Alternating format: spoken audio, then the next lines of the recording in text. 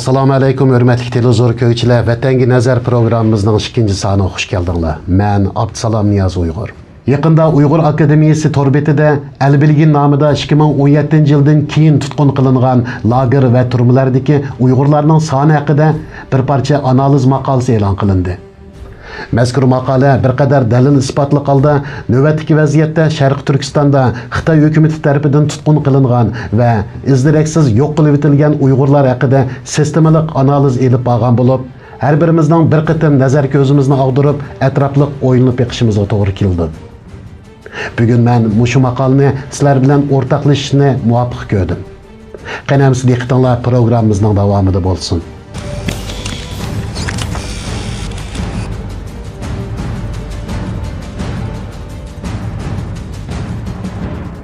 2017 yılı, yani Xitoy hukumati Uyg'urlarni yo'qotishda ochiq-oshkora keng ko'lamli tutqun qilishni boshlagandan beri beguna ziyonkashlikka uchragan Uyg'urlar haqidagi sonliq ma'lumotlar har qaysi xalqaro organ va har xil tashkilotlarning og'zida uchib yurmoqda.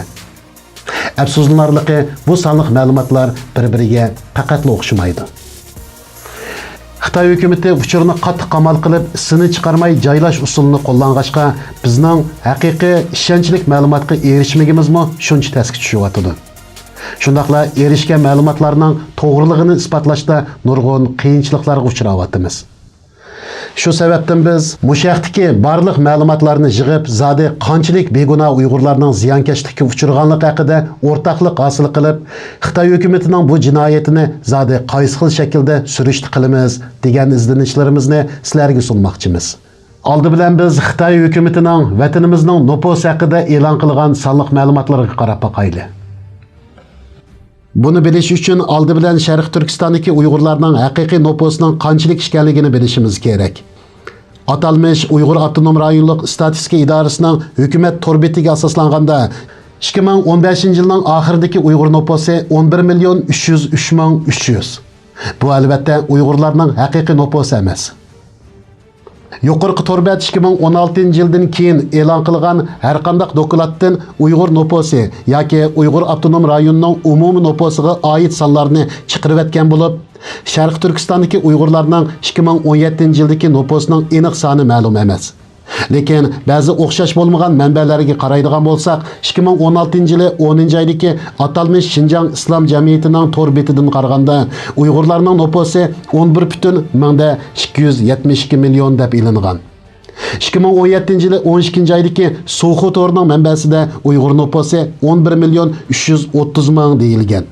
Şuna yuqorqi ma'lumotlarga asosan 2015 yildan 2017 yilgacha hech qanday nupus oshmadi deb hisoblasaqmi, 2017 yilning oxiridagi Uyg'ur nupusi oz deganda 11.33 million bo'lsa to'g'ri bo'ladi.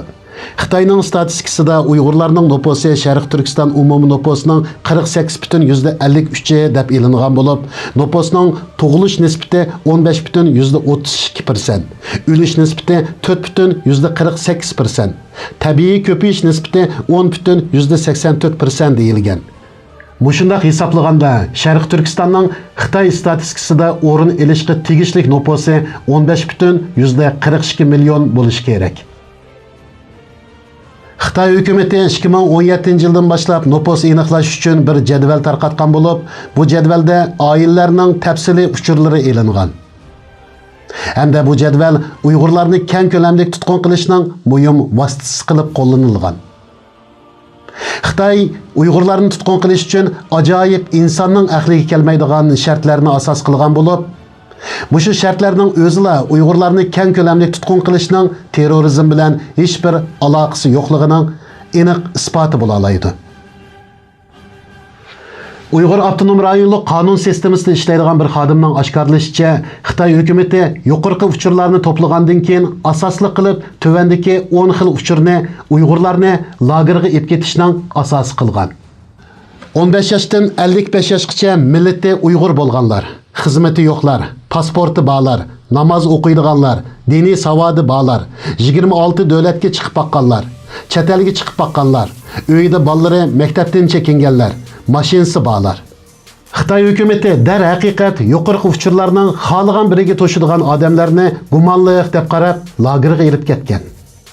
Amaliyotda bu jadvalni to'shqizgan odamning kim bo'lishidan qat'iy nazar, mayli u hukumatga ishlaydigan partiya a'zosi bo'lsin yoki namoz o'qiydigan dehqon bo'lsin, mayli savdogar yoki ishchi bo'lsin, mayli mashinasi bor yoki yo'q bo'lsin, mayli puli bor chet elga chiqib boqqan yoki puli yo'q chet elga chiqib boqmagan biri bo'lsin, mayli chet elda tuqqani yoki o'qiydigan bolalari bor bir odam bo'lsin va yoki chet el bilan hech qanday aloqasi yo'q bir odam bo'lsin. Mazkur jadvalni o'z ixtiyorligi bilan emas, qo'rqitish, tahdid va majburlash vositalari bilan to'shqizish talab qilinganligi. Uningdan sirt yuqorqi 10 asosli ahvolning doirasi intayin keng bo'lganligi uchun har bir oilada bir yoki bir qancha oila a'zolari o'zining yuqorqi 10 turli kategoriyaning biri va yoki bir qanchasiga to'shilganligini aynan ma'lum qilgan. Natijada mayli kim bo'lishidan qat'iy nazar yuqorqi 10 turli kategoriyaning xohlagan biriga to'shilgan odamlarning hammasi tutib ketilgan. 2019 yildan beri Xitoy hukumatı Uyg'urlarni chet ellarda boshqa bir obrazda tunishtirmoqda. Masalan, Uyg'urlarni turk qavmidan emas, islom dini Uyg'urlarning xos dini emas.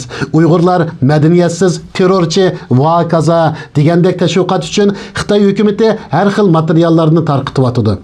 Bunun içinde Xitayning 2019 yıldan başlap chet elda tarqatyotgan güzel sanat buyumlarının biri bo'lgan Uyg'ur degan sanat buyumining orqasiga qaraydigan bo'lsak, uningdagi bir san odamning diqqatini o'ziga tortmay qolmaydi. Yuqorqi sanat buyumida Uyg'urlarning nupusi 7,21 million deb yozilgan. Endi nima uchun 2019 yilga kelganda Uyg'ur nupusi 15,42 million emas? 2015 yildagi 11,33 million mu emas? Aksincha tasodifiy 7,21 millionga tushib qoldi degan savolni o'tirg'i qo'yishga to'g'ri keladi. Bu haqda izlangan va tadqiqot olib berayotgan Uyg'urlarimiz lagerda tutqun qilingan odamlarning sonini texmo to'g'ri mo'lchallash uchun yuqorqi uchurlarni asos qilib turib, texmo ilgirlagan holda izlanish olib borgan. Natijada Xitoy hukumat xodimlari va torbatlarining birdek 2018 yildan boshlab Uyg'ur nopusini to'van ko'rsatayotganligini bayqagan. Al Jazeera televiziyasi 2018 yili 9 oyning 15 kuni program ishlaguvchi Mahdi Hasan Xitoy va Yarsharlish markazining direktori Viktor Gao degan Xitoy bilan Uyg'ur kishilik huquq faoliyatchisi advokat Nuri Turkalni lagerlar to'g'riliq ziyorat qilgan. Ziyoratda Viktor Gao navbatdagi lagerga so'langan Uyg'urlarning sonini inkor qilib, Uyg'urlarning nopusini tovanlatib, Uyg'urlarning tutilgan soni to'g'risidagi dokladlar amaliyotga mos kelmaydi. Hozir Uyg'urlarning umumiy nupusi 6-7 million. Agar 1 milliondan ortiq Uyg'ur tutildi desak, bu aqlga sig'magan gap deb o'tirg'i qo'ygan.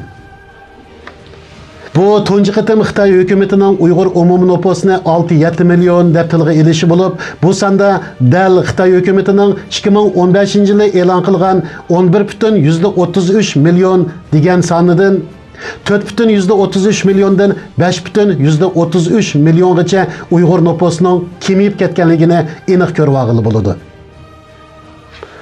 Yani o'xshash mezgillarda Xitoy ziyolilarimi Uyg'urlarning nupusini asta-asta 7,21 million deb yozishga uringan.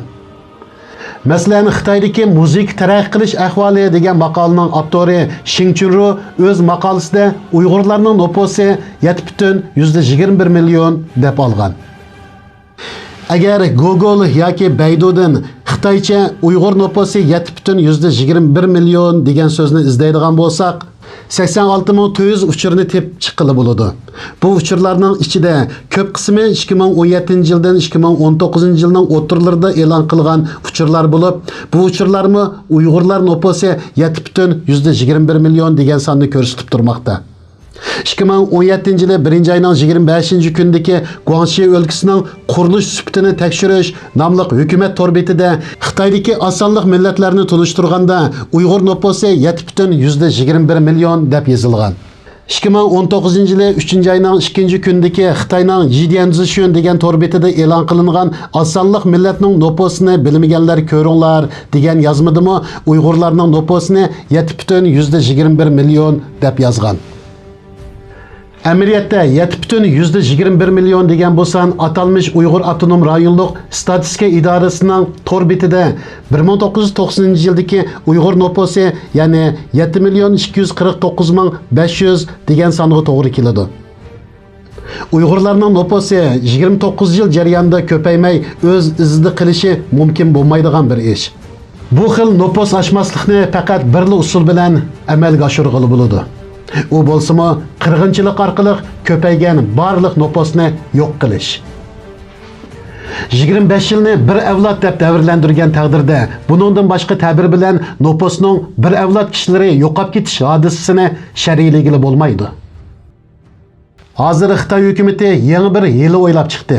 Ular o'z territoriyasiga ilib olgan barliq millatlarni Junxo millati deb atashni umumlashtirib, hech bir kishining o'zini o'z millati bilan atishini chekladi. Sharq Turkistonda turmaga solinganlarni ishkirdagi odamsiz rayonlarga silingan turmalarga yo'tkab, jazo lagerdagilarga qor quyuq kesim e'lon qilib, vatandagi lagerlarni quruqtab, to'xtamay odam tutishni davomlashtiryotdi.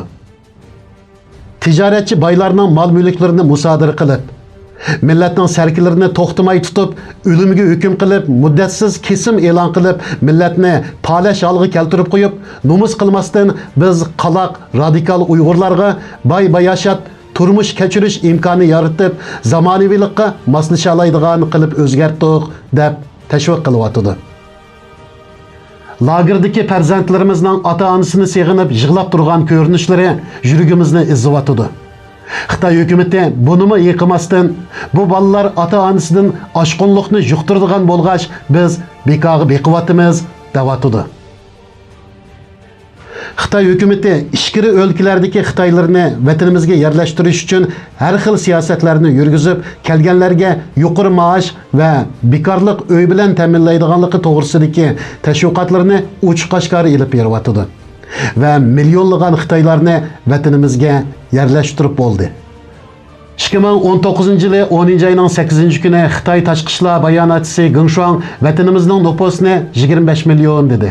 Xitoy hukumatı o'z hisobi bo'yicha hozir Uyg'urlarning noposi 7 million dedi. Xitoy yana boshqa oz sonliq millatlarning noposini taxminan 10% deb e'lon qildi. Shundoq bo'lganda 2,5 million Qirg'iz, Qozoq, Tatar, Tojik qatorliq millatlar bo'lsa, hozir vatanimizga to'kma qilgan Xitoyning sonini 15 milliondan oshib bo'ldi deb tushunsak xatolashmaymiz. Asli noposimizning sonini aniqlashga amal bo'lmagan sharoitda Xitoyning o'zi bergan uchurlari orqali yo'qotib etilgan Uyg'urlarimizning sonini taxmin qilib chiqsak, bu son odamni chuchitgidek darajaga berib bo'ldi. Xalqaro besimning ta'sirida Xitoy hukumatı usulini o'zgartib, yolg'on Uyg'urlarni yasab chiqib, Uyg'urlarning xo'shal-xo'ram yashayotgan ko'rinishlarini sahnalashtirib, ekranlarda va boshqalarning ko'z oldida namoyon qilyotdi. Hatto xalqarada guvohlik bergan shohidlarimizni har xil bo'xtonlar bilan yolg'onchiga chiqarishga urinishni to'xtatgani yo'q. Shohidlarning eg'izini yapolmay, ularning oil tavobatlarini o'tirg'i chiqarib, yolg'on hikoya to'qib, video tarqitish ishini davomlashtirib, hech to'xtatib qo'ygani yo'q. Bizni yolg'onchi qilish uchun Abdurahimiyat haqida yolg'ondan o'ldi degan uchurni tarqitib, orqadanla "Men hayot" deb video ishlab tarqatdi. BDT'da guvohlik bergan Zumrat Davudning aksini Amerika tashqi ishlar ministri Mike Pompeo'ga qarata video ishlab tarqatqizdi. U so'zda "Singlim, siz deganda kechirmishlarni boshdan kechirmagan. Bizni xotirjam yashag'ili qo'ying" deydi. Agar Xitoy hukumatı haqiqatan haqli bo'lsa, Amerika tashqi ishlar ministrining Zumrat Davud haqidagi so'zining uning aksining xotirjam yashashi bilan nima munosabati? Demak, Xitoy bizning xalqaro qilayotgan guvohliklarimizni yolg'onga chiqarib yo'q qilmoqchi. Bizning ularga qarshi elib berayotgan kurashlarimizni to'xtatqizmoqchi. Lekin biz to'xtamaymiz. Biz oxirgi tiniqimizgacha bu kurashni davomlashtiramiz. Hammamizga ma'lum, xalqimiz gangirash ichida puchulanyotdi. Mundaqchi qilib aytganda, nima qilarini bilamay gangirayotdi. Hozirgi amaliy reallik shuni isbotlab turibdiki, bizning, ya'ni muhojiratdagi Uyg'urlarning qo'limizdan keladigan ham Xitoy hukumatiga unumlik zarba bera oladigan birdan-bir amaliy ko'rishimiz axborot ko'rishi. Biz axborot orqali Xitoy hukumatining yolg'onchiliklarini fosh qila olamiz. Özünün mənbələrdəki materiallardan, özləri elan qılğan bayanatlardan faydalanıb, ilmi bolğan yekunni çıxırıb xalqarağa suna alayımız. Hər birimiz qarindaşlarımızın izlərigini qilishni to'xtatmay, vatandagi uzluksiz qirilib tugab ketayotgan Uyg'urlarimizning so'riqini qila olaymiz. Biz Xitoyning vahshiyona jinoyatining tirik shohidlari, mustabid hokimiyatning qurbonlari. U vatan bizning. Shuning uchun barliq Uyg'urlar dast turib, o'z oilasidagi, yurtidagi urug' tuqqan tunish bilishlarining izlarigini qilishi. İspat toplab Xitoyni jinoiy javobgarlikka tortishga tayyorlik qilish kerak. Hatto uyliklarimizga aramlik bermayotgan bu mal'unlarning bizni yo'q qilishiga sukut qilish insoniyatga qilingan xiyonatdir. Boshqalarni ayblashdan burun o'z burchimizni joyida ado qilaylik. Bugungi programmamiz mushu yerda oxirlashdi. Keyingi son programmamizda ko'rishaylik. Xayr xo'sh.